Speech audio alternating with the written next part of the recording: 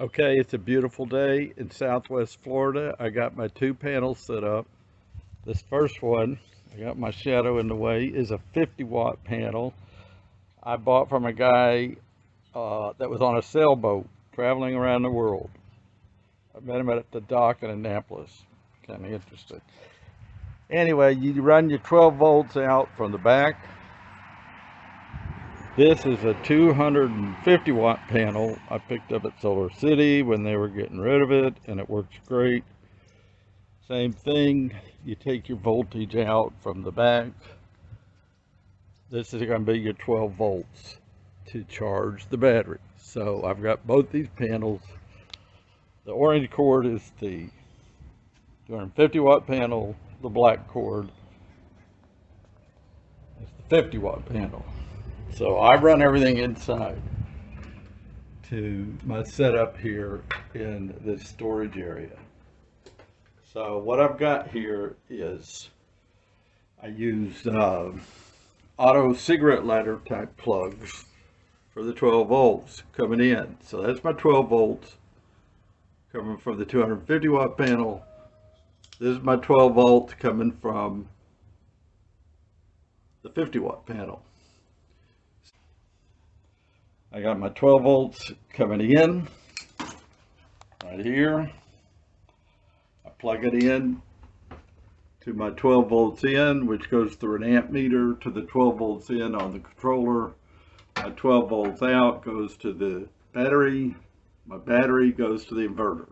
The inverter, I have a extension cord plugged into it, and I got it running over here to my freezer. So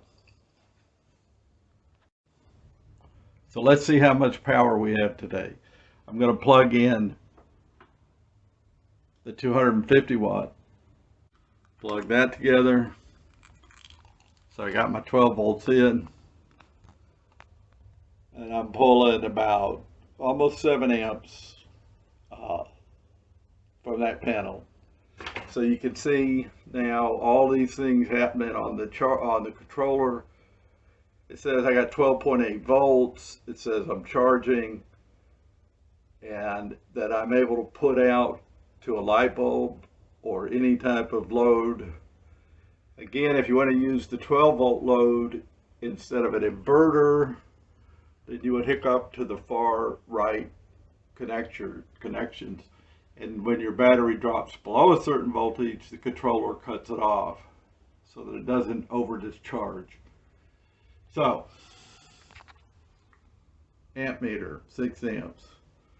Controller, keeping track of all my voltage, keeping from overcharging a battery and over discharging a battery.